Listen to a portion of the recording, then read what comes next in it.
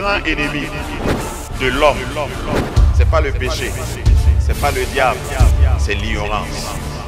Et pour chasser l'ignorance, il faut que la lumière soit. Église évangélique Grâce Académie. Une église, une vision, un ministère évangélique. Une ambassade du royaume de Dieu, un peuple d'adorateurs, un centre multiracial, une église sans cloison, une voix prophétique, une vision pour sa génération. Nous prêchons et vivons l'évangile du royaume. Grâce Académie.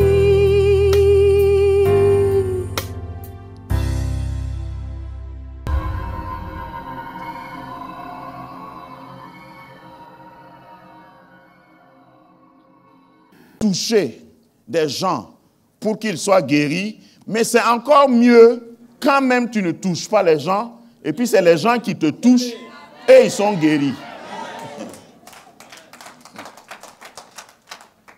C'est un autre niveau de gloire dans le domaine physique. Là, il ne faut pas confondre, ce n'est pas spirituel d'abord, c'est-à-dire ma personne même.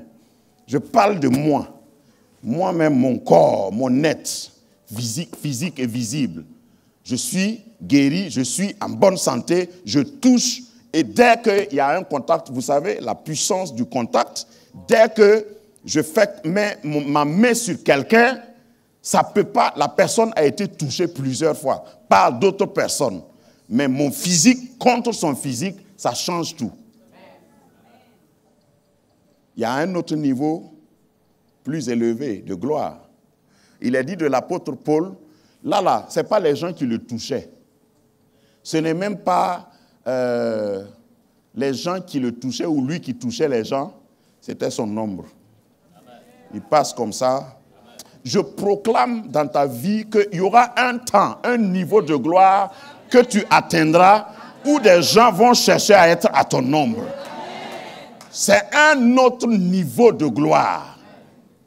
C'est-à-dire, tu es quelque part et puis à cause de toi, tous ceux qui sont là sont bénéficiaires, sont bénis. Consulte Paul dans Acte 28. Tu verras que l'apôtre Paul, parce qu'il était dans un bateau, le bateau a coulé, et Dieu vient le réveiller et dit, non, je donne la vie de tous ceux qui sont dans le bateau là à toi. Personne ne périra. Voilà, parce que toi tu es là, tous ceux qui sont là, et ceux qui étaient là n'étaient pas des saints, ce n'étaient pas des gens qui aimaient le Seigneur. Mais à cause de toi, à cause de quelqu'un ici qui a une foi radicale comme je l'ai aujourd'hui, ta famille va bénéficier. À cause du fait que quelqu'un porte le même nom que toi, que quelqu'un est dans la même voiture que toi, que quelqu'un est dans le même service que toi, il y a des calamités qui peuvent venir, mais à cause de toi, ces personnes seront sauvées. Le service sera sauvé. Je déclare dans ta vie que dans ta famille, il y a des gens qui vont commencer à aimer ta compagnie. Parce que là où tu es, il y aura la santé. Il y aura la vie. Qui t'a dit que Dieu nous confond? Dieu nous distingue bien même. Il y a des gens que Dieu délègue des anges pour protéger. Il te gardera dans ta marche. Il te protégera de peur que ton pied ne se heurte à une pierre. Ça, ce n'est pas pour tout le monde. Donc, lorsque tu connais ta position, tu ne peux pas te contenter d'une gloire. Non, ça va, j'étais malade, je suis guéri. Ça, c'est juste un petit niveau. Il faut que ton ombre, il faut que ta présence domine sur d'autres présences. Il y a un niveau de gloire où tu arrêtes même de faire de longues prières. Il y a un niveau de gloire où quand tu pars et puis on dit le terrain est hanté, le terrain est démonisé. Quand tu arrives, tu ne pries pas. Ta seule présence. C'est-à-dire tu arrives, tu marches et puis les gens ont peur. Et puis ici, là, on ne monte pas. Tu dis, pourquoi? Pourquoi on n'entre pas ici? À cause de quoi? Regarde, je prie que Dieu t'amène à ce niveau de gloire. que tu ne luttes pas, que tu n'aies pas besoin de gesticuler dans ton bureau. Quand on va t'affecter, tu arrives quelque part, tu rentres seulement. Ta présence annule d'autres présences. Ta présence annule la présence des esprits méchants. Ceux qui t'ont piégé vont constater que leur piège ne fonctionne pas. Simplement parce que tu es arrivé là, ton pied a foulé le sol et mon Seigneur me dit, tout lieu où foulera la plante de tes pieds, je te donne cela en héritage. Reçois cette grâce pour prospérer au nom de Jésus. Amen. Il y a plus glorieux encore. Actes chapitre 5, verset 14. C'est ce que je disais tout à l'heure. Lorsque ton ombre, tu passes quelque part et puis ton ombre. Vous imaginez que ceux qui opéraient dans ce contexte-là, ils regardent le soleil comme ça. Et eux-mêmes, ils regardent leur ombre. Ils disent, c'est vers ici que son ombre-là va être. Comme il est en train d'aller comme ça. Et puis, ils viennent coucher leurs malades. Avant l'arrivée. Avant ton arrivée, on va faire un dispositif. Pour permettre à ton ombre de relever des malades. De guérir des infirmes. Ça, c'est sur le plan physique. Donc, donne de l'importance à ton physique. Aller de gloire en gloire, physiquement, tu vas aller de gloire en gloire. Il y a quelqu'un ici à qui je m'adresse. Tu vas dire bientôt ton âge à quelqu'un, et puis ils vont dire, c'est pas vrai. Parce que tu seras plus jeune que ton âge. Je parle du domaine physique. Ça existe. Parce que Dieu a promis, il a dit, aussi longtemps que tes années dureront, ta vigueur aussi durera. Qui t'a dit qu'il faut programmer l'achat d'une canne? Tu vas marcher droit. Qui t'a dit que quand tu auras 80 ou plus, tu ne pourras plus signer tes chèques? Tu vas trembler tellement que tu vas avoir quelqu'un qui... Regarde, tu vivras heureux, bien. Tu signeras toi-même tes chèques, même à 120 ans. Il y a au moins une référence dans la Bible. Moi, je m'accroche à ça. Le Moro là, Moïse, il lisait sans lunettes. C'est pour te dire qu'il faut aspirer. Tu ne peux pas parler de gloire en gloire si toi-même tu es content. Non, je suis guéri. Alléluia. Ton témoignage doit changer en 2020. Ce n'est pas témoignage de guérison là. Ça, c'est pédiatrique. Ça, c'est pour les enfants. Va plus haut. Il faut que ton nombre soit une guérison pour quelqu'un.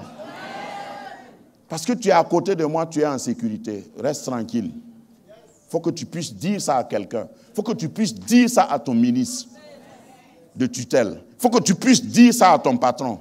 Que ta présence fasse la différence. Quelque part. Je crois que quelqu'un m'a compris. Ensuite, nous avons le domaine matériel. Le domaine matériel.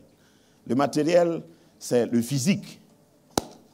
Ça va presque ensemble, mais matériel ici, vous allez comprendre par les aspects que je vais... Donc, dans le domaine matériel, on commence par très pauvre. Ça, c'est hors escalier même. Quand tu es très pauvre, là, tu n'es pas encore sur la première marche même de l'escalier. Et il y a des gens qui sont très pauvres. On classifie souvent et on dit ceux qui sont en dessous du seuil de la pauvreté. Mais le drame est que si tu es pauvre parmi les pauvres, tu peux ne pas savoir que tu es pauvre. Que Dieu te projette, même si c'est accidentellement, dans un milieu, pour que tu réalises, mes habits là sont sales. Parce qu'il y a des milieux que quand tu fréquentes, tu ne vas jamais savoir que tu es sale. Que Dieu t'amène dans des sphères. Regarde, il faut que tu manges un jour dans un restaurant qui t'effraie.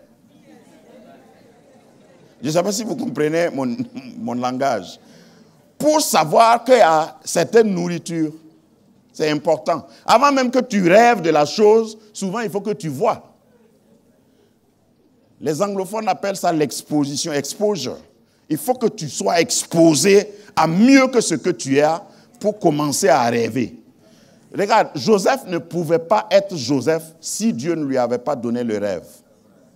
Donc au niveau, même si tu es au seuil en bas de la pauvreté, que Dieu te donne des rêves de richesse. Comme ça, tu dors en bas, mais tu rêves de grand. Tu rêves des étoiles, tu rêves de la lune et du soleil qui vient. Et là, tu n'auras pas peur de prendre l'escalier. Parce que tant que tu n'as pas vu ton rêve s'accomplir, personne ne pourra t'arrêter. Quand nous quittons le très pauvre, il y a... Mais je déclare sur ta vie que l'heure est venue. L'heure est déjà là. Où le Seigneur va lever des gens qui ne vont même pas prendre autant de temps que ceux qui les ont dévancés pour arriver au niveau où ils seront. C'est ce temps-là, c'est cette heure qui a sonné. Dans mon esprit, je le sens. Regarde, il y a des organisations qui ne veulent même pas, surtout l'Église, que l'Église soit riche. C'est-à-dire, toute leur lutte là, c'est pour que l'Église... Et vous savez que quand vous n'êtes pas... Lisez Proverbes, je n'ai pas le temps. Mais ça, c'est un autre enseignement que je suis en train de concocter. On dit que la sagesse du pauvre ne sert à rien. Quand tu es pauvre, tu peux dire la vérité. Et puis on ne t'écoute pas. Je ne sais pas si vous savez combien c'est frustrant. Les gens sont en train de bavarder. Hein. Toi, tu as la solution. Tu as la réponse. Mais quand tu parles, on ne t'écoute pas. Que Dieu te sauve de cette pitié-là. Il y a des services comme ça, il y a des organisations comme ça où quand tu t'assois, quand tu arrives, on te calcule. Qu'est-ce que tu as garé dehors? Comment tu es habillé? Quel est ton niveau dans ta présentation? Quel est ton niveau? Et souvent aussi, quel est ton pays? C'est pourquoi je veux tordre le cou à la pauvreté. Peut-être que tu n'as pas encore compris ça. Quand Jésus est ressuscité, on est parti dire aux gardes, lisez les évangiles, on va vous donner beaucoup d'argent. Il faut dire à tous ceux qui vont vous questionner que ce sont ces disciples qui sont venus voler le corps. Et ça a marché. La Bible dit que jusqu'aujourd'hui, l'écrivain de l'évangile selon Marc dit que jusqu'aujourd'hui, c'est cette nouvelle qui s'est répandue. Si vous n'avez pas ce qu'il faut matériellement, quel que soit votre message, ça n'ira pas loin. On ne va pas vous écouter. Que Dieu libère l'Église de cette pauvreté pour que nous ayons les... Au fait, moi, si tu veux être riche pour faire autre chose, ça c'est ton problème. Je parle dans un contexte. Il faut que Dieu te rende capable d'assurer ta mission. Parce que moi, je vois dans la Bible, à partir d'Abraham, qui a cru en Dieu, que Dieu a choisi, Dieu l'a rendu riche. Et tous ses enfants étaient riches. Même Jacob, qui a mal commencé, est devenu riche. Pourquoi tu veux que moi je sois pauvre? Et en bas, même de... Non, jamais. Ça là, j'ai refusé depuis longtemps. Je ne demande même pas votre avis. Voilà. En réalité, je ne prêche pas ça là pour toi. Si on veut bien voir. Je me convainc moi-même. Et je suis déterminé à frayer un chemin, mettre des choses en place pour que ceux qui vont venir après nous, après moi, puissent escalader plus facilement. Le diable est un menteur. Ensuite, je vais aller vite. Vous comprenez que je dure dans la pauvreté parce que je suis né dedans. Ensuite, le premier escalier, c'est le niveau confortable. Confortable. Quand tu as un salaire, et je vous ai dit déjà ici que salaire veut dire sale air. Ok? Ton air là est bizarre. Voilà. C'est seulement à la fin du mois que tu souris. Donc, le salaire, ce qui compte sur la fin du mois, c'est ceux qui sont confortables. Assez pour t'amener jusqu'à l'autre début de mois. Et puis tu prends, tu es content. Et puis vers la fin du mois, tu veux tomber Et puis un autre mois te cueille, un autre salaire te cueille, tu es là, et puis on voit que ça bascule, et puis... Tu tombes jamais, mais tu n'es jamais debout longtemps. Survival. Une vie de survie. Tu n'es pas mort, tu n'es pas vivant, vrai, mais tu es là. Que Dieu te délivre de ce niveau. Sur le plan matériel, il y a une dimension. Il ne faut pas te contenter d'un salaire. Il ne faut pas te contenter d'une fin du mois. Ce n'est pas ça que Dieu a prévu pour toi. Ce que Dieu a prévu pour toi, c'est, si ce salaire-là te plaît, il faut au moins avoir plusieurs. Et ici, mon barème, c'est quoi? 4 salaires. Il faut au moins avoir 4 salaires. Comme dans le jardin d'Éden. 4 bras qui irriguaient Éden. Dis à ton voisin, parce qu'on ne sait jamais. Ensuite, il y a riches.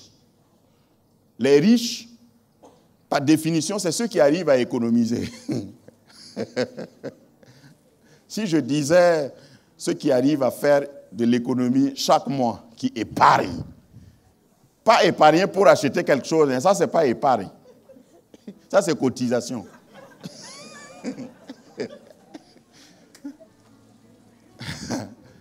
Quand tu mets 20 000 francs à la fin du mois, de côté chaque fin du mois, parce que tu vas acheter un terrain, ça c'est pas épargne. C'est quand tu ouvres un compte, tu mets dedans. Et puis si quelqu'un te demande, tu dis c'est pour mes vieux jours. Ou bien tu dis on ne sait jamais. C'est ça qu'on appelle épargne. Sinon ce que tu cotises pour acheter moto là, ça c'est souffrance. Et souvent ça dépasse la souffrance, puisque tu pars enlever un peu dedans encore. J'ai vécu ça, c'est pourquoi j'en parle. Ça, c'est quand tu dépasses la zone de confort, mais tu arrives à mettre un peu de côté. Là, tu es riche. Et j'ai un exemple dans Genèse chapitre 24, verset 34. Genèse 24, 34 à 35. Alors il dit, je suis serviteur d'Abraham. L'Éternel a comblé de bénédictions mon Seigneur, qui est devenu puissant. Il lui a donné des brebis et des bœufs, de l'argent et de l'or, des serviteurs et des servantes. C'est bon. Demande à ton voisin, tu as des serviteurs?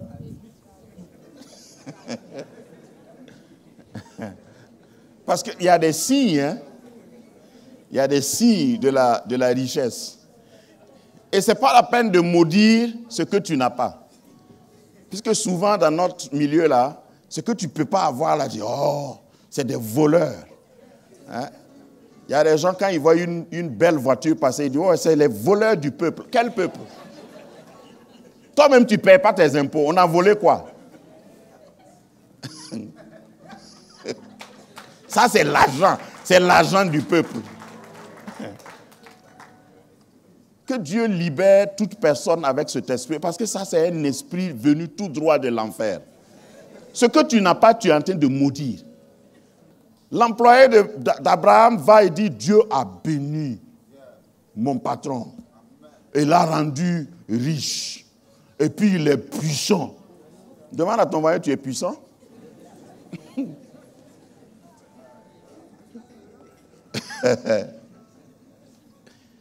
Ensuite, l'autre escalier, c'est les fortunés, ce qu'on appelle les fortunés.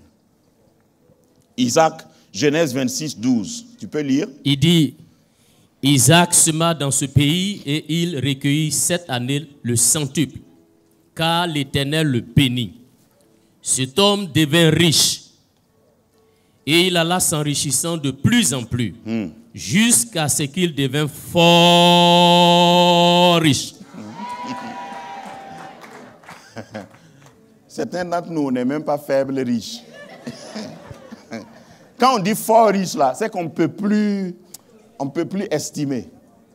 Et puis, ces personnes-là, c'est avec eux que Dieu a fait l'alliance. Je ne sais pas d'où est venue l'idée de certains croyants dans le Nouveau Testament qui disent, richesse là, c'est pas vraiment la volonté de Dieu.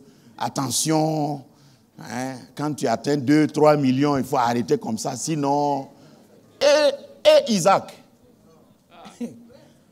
on dit qu'il est devenu riche. Il allait s'enrichissant jusqu'à devenir fort riche. Il avait des troupeaux de menu bétail et des troupeaux de gros bétail et un grand nombre de serviteurs.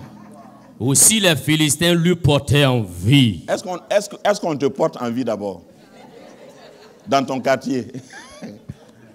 Parce que c'est tout un peuple, tout un pays qui portait envie à une seule personne.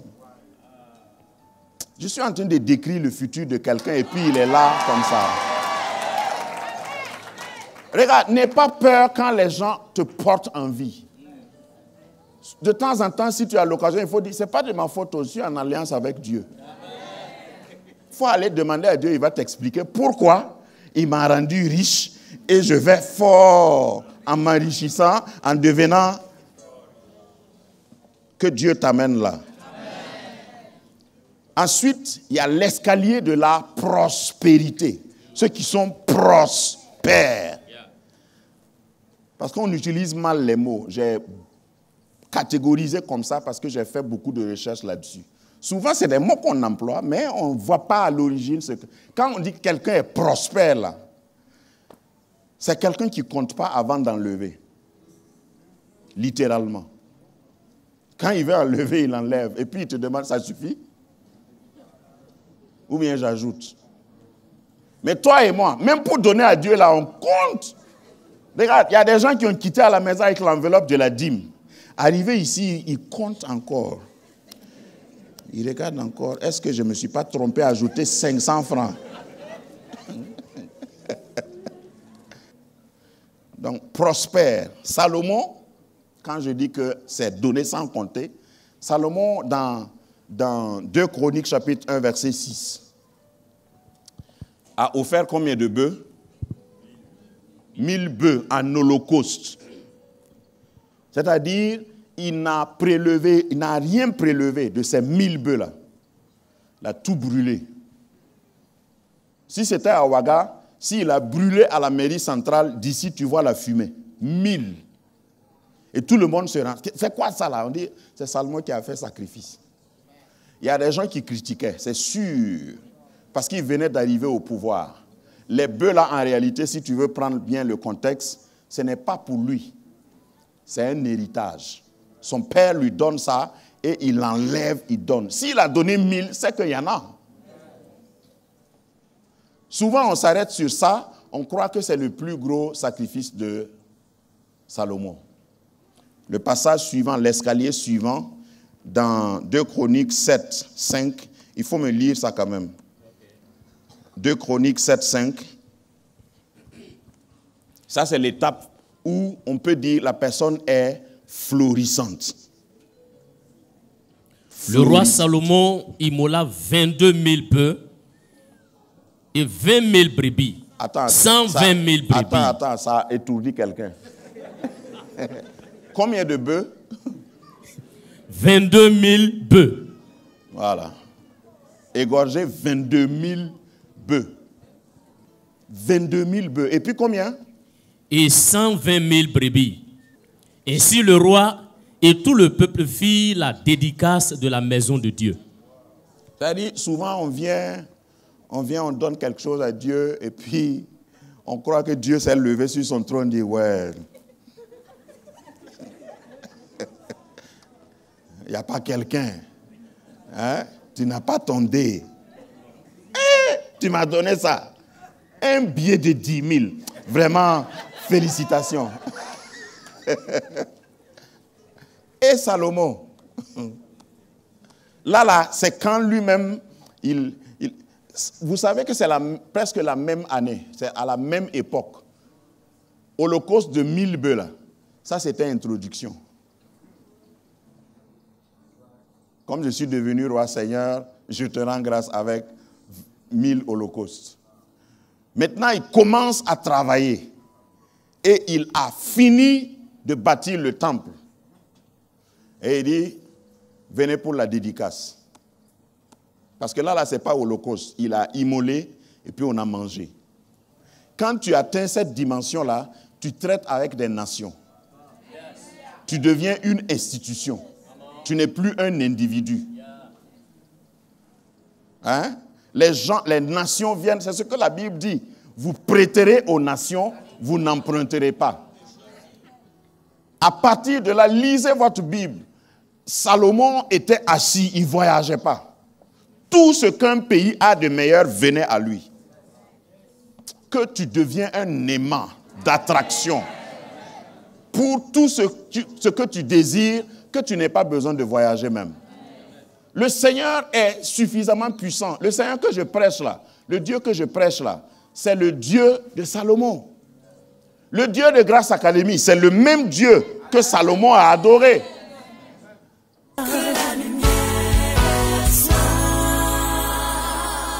Grâce Academy.